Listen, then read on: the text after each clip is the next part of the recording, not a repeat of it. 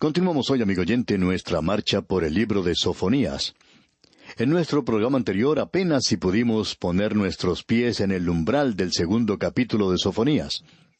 En los primeros 3 versículos vemos que Sofonías está enviando el último llamado de Dios a la nación para que se arrepienta y regrese a Él.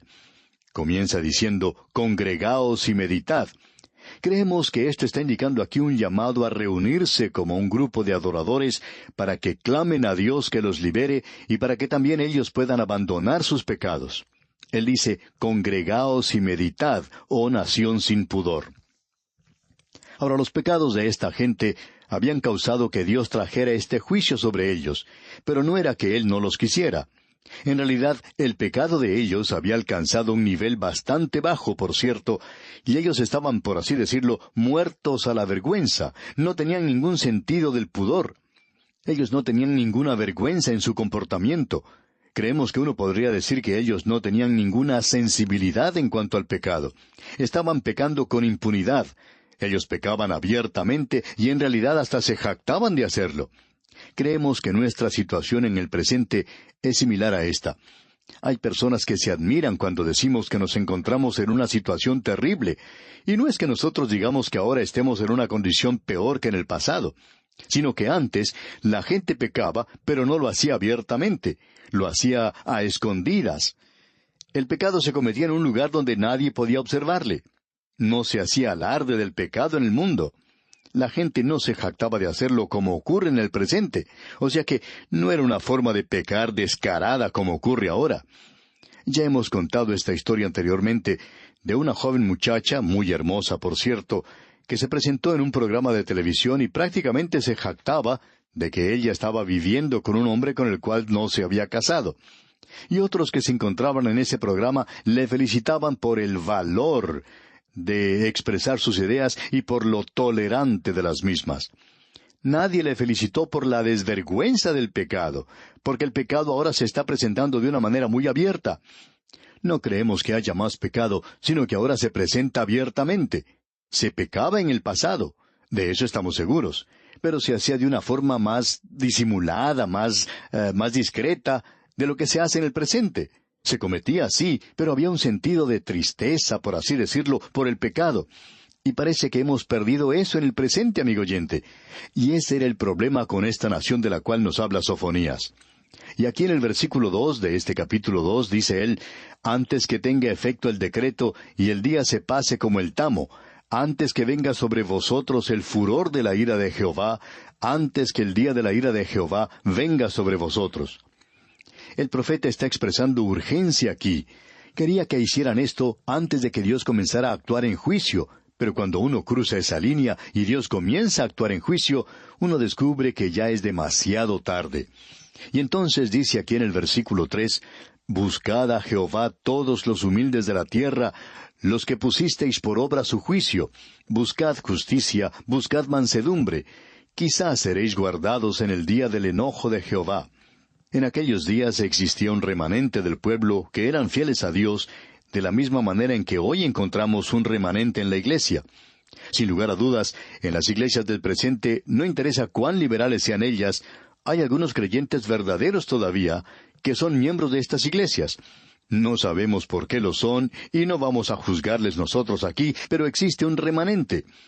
Y Dios siempre ha tenido un remanente en el mundo.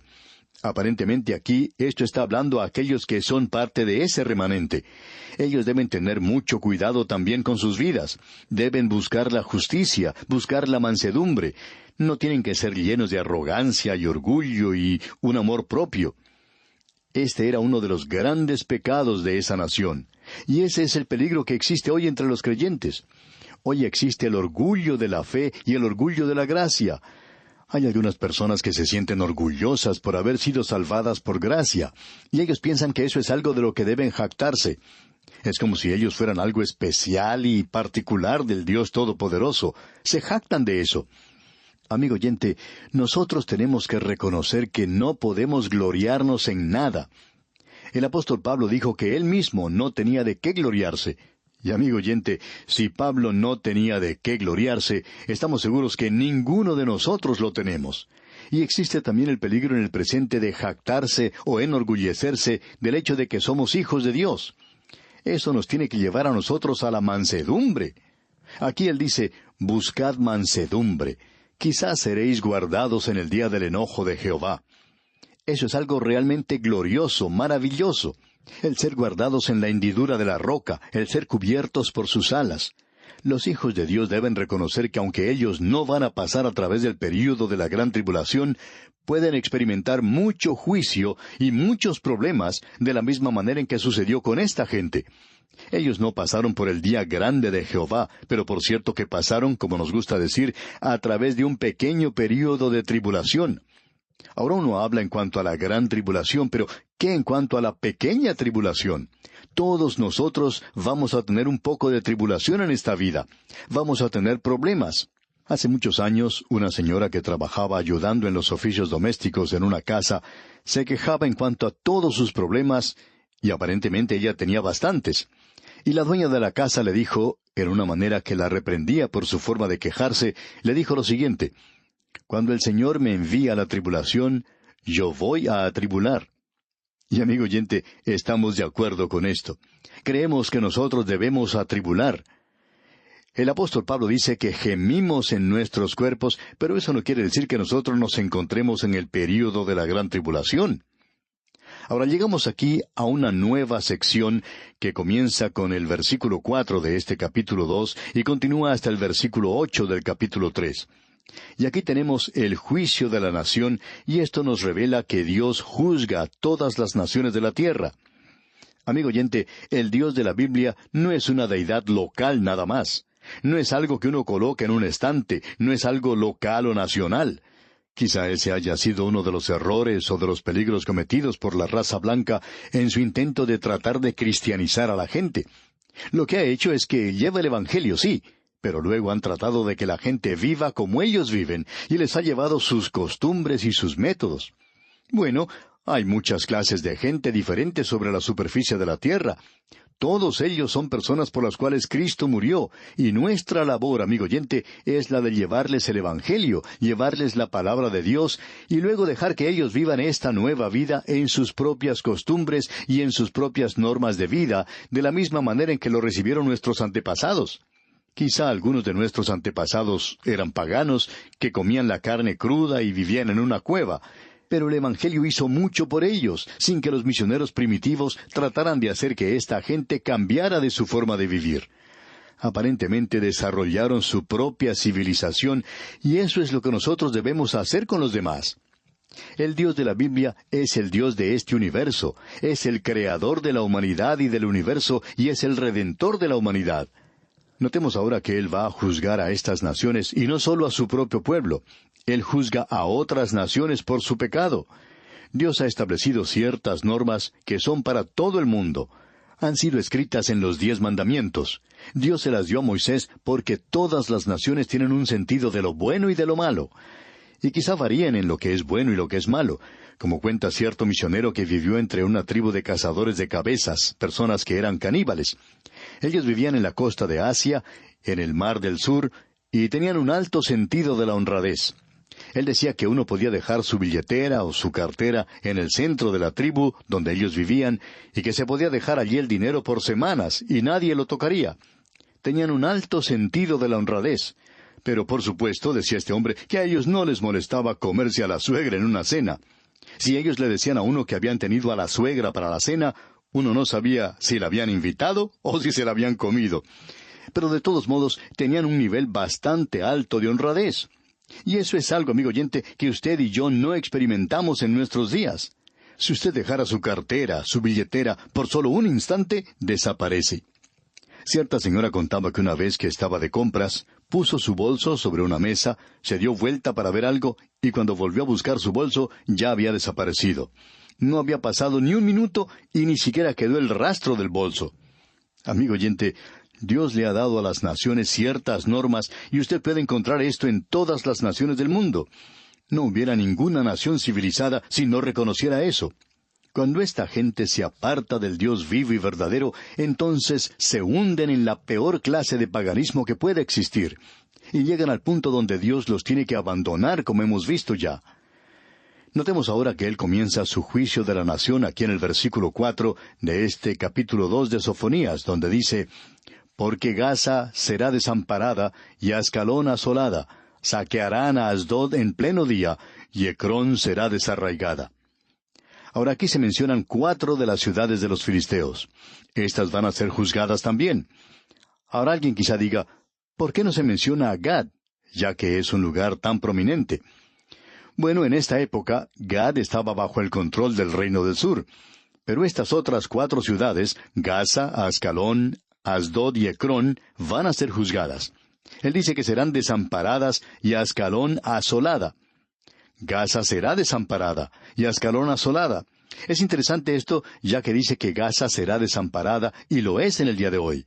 Y Ascalón es una zona desolada. Existe un lugar, Ascalón, hoy, pero no está sobre las ruinas del antiguo Ascalón. La antigua Ascalón se encuentra en la costa. Allí están las ruinas del templo de Dagón. Y luego se nos dice: saquearán a Asdod en pleno día. Asdod ha sido saqueada, y lo interesante de esto es que sucedió en pleno día, y la referencia es al mediodía. En aquella tierra la costumbre era de pausar después de comer. Esto es lo que en algunos países de nuestra América Latina se conoce como la hora de la siesta. En muchos lugares uno no puede hacer nada entre las 12 del mediodía y las 2 de la tarde. Uno tiene que esperar hasta que pase esa hora para poder hacer compras, porque ninguno de los negocios está abierto.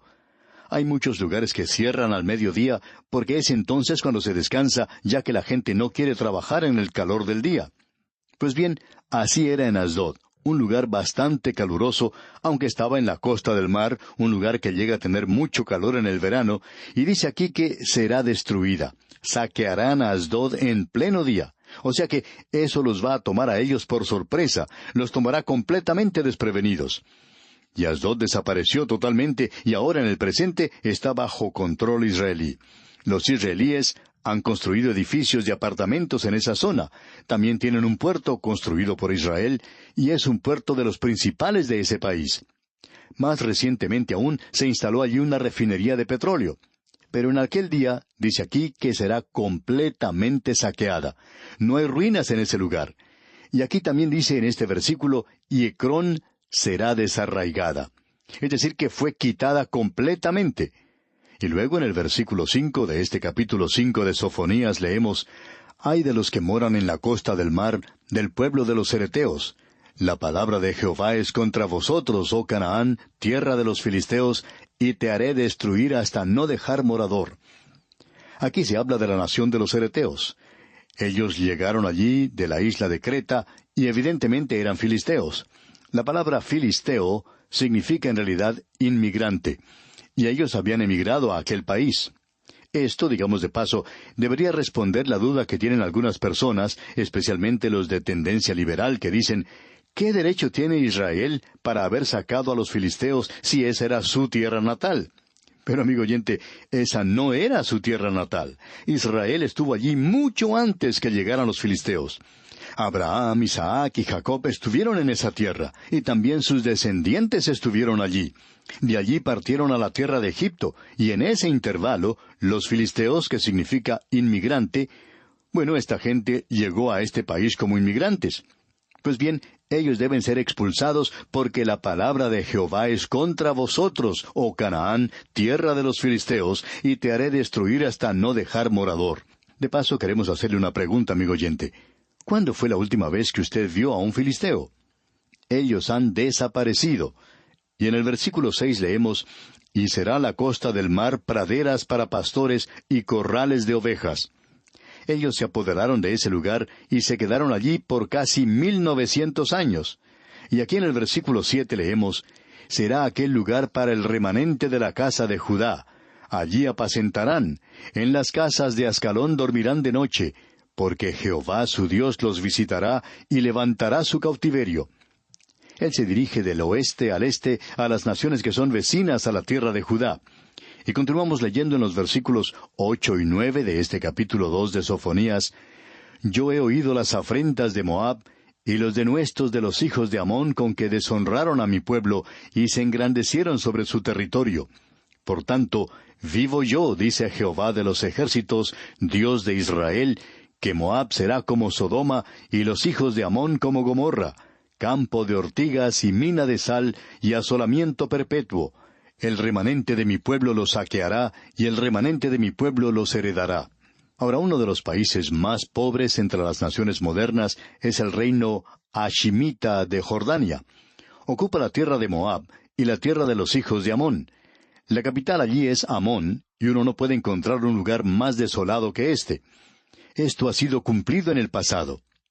Luego, en el versículo 10 de este capítulo 2 de Sofonías, leemos: Esto les vendrá por su soberbia, porque afrentaron y se engrandecieron contra el pueblo de Jehová de los ejércitos.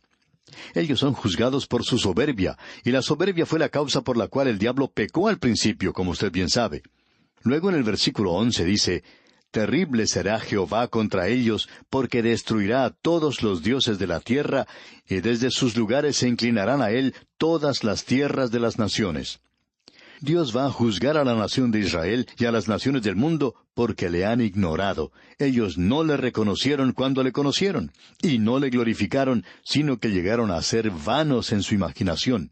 Su corazón insensato fue entenebrecido, y ellos comenzaron a adorar a la criatura en lugar de adorar al Creador. Y esa es la razón por la cual Dios les juzgará. Ahora, en el versículo 12, leemos: También vosotros, los de Etiopía, seréis muertos con mi espada. Bueno, Etiopía se encuentra en África. Este es un juicio mundial. Y en el versículo 13 leemos: Y extenderá su mano sobre el norte, y destruirá a Siria, y convertirá a Nínive en asolamiento y en sequedad como un desierto. Etiopía se encuentra en el sur, pero ahora él se dirige al norte, y Asiria va a ser juzgada en esa oportunidad. Asiria era una nación que estaba siendo de mucha importancia entonces en el mundo. Y aquí dice: y convertirá a Nínive en asolamiento y en sequedal como un desierto. Y esto es lo que es hoy. En realidad es un lugar bastante miserable. Toda esa zona de Nínive es desolación. Luego en el versículo 14 leemos: Rebaños de ganado harán en ella majada todas las bestias del campo. El pelícano también y el erizo dormirán en sus dinteles. Su voz cantará en las ventanas. Habrá desolación en las puertas, porque su enmaderamiento de cedro será descubierto. Es decir, que todas las ciudades van a ser derribadas. Y concluye el capítulo 2 en el versículo 15 diciendo: Esta es la ciudad alegre que estaba confiada, la que decía en su corazón: yo y no más. ¿Cómo fue asolada, hecha guarida de fieras? Cualquiera que pasare junto a ella se burlará y sacudirá su mano. Aquí se hace referencia a una expresión de una persona que ha sido tomada por sorpresa. Podría decirse: bueno, yo pensaba que Asiria y Nínive eran grandes ciudades y una gran nación. Pero miren ahora, solamente es desolación y ruinas. Cualquiera que pasare junto a ella se burlará y sacudirá su mano. Sacudirán sus manos completamente sorprendidos por lo que ha ocurrido allí. Este es el juicio de Dios de las naciones, amigo oyente. Y Dios ha juzgado a las naciones del pasado, y Dios juzga a las naciones del presente. El Señor Jesucristo dice que Él va a juzgar a las naciones en el futuro, y como hemos visto en el último libro que estudiamos, en el libro de Habacuc, Dios estaba actuando en aquel día de una manera que el profeta ni siquiera se imaginaba. Amigo oyente, Dios está actuando hoy en las naciones de este mundo. Él las ha juzgado en el pasado y las juzgará en el futuro. Dios mediante, en nuestro próximo programa, estudiaremos lo que nos dice el tercero y último capítulo de este libro de Sofonías. Y el tono y el tenor de este libro van a cambiar porque aquí vamos a ver el lado oscuro del amor. Es nuestra oración que Dios le bendiga en manera especial.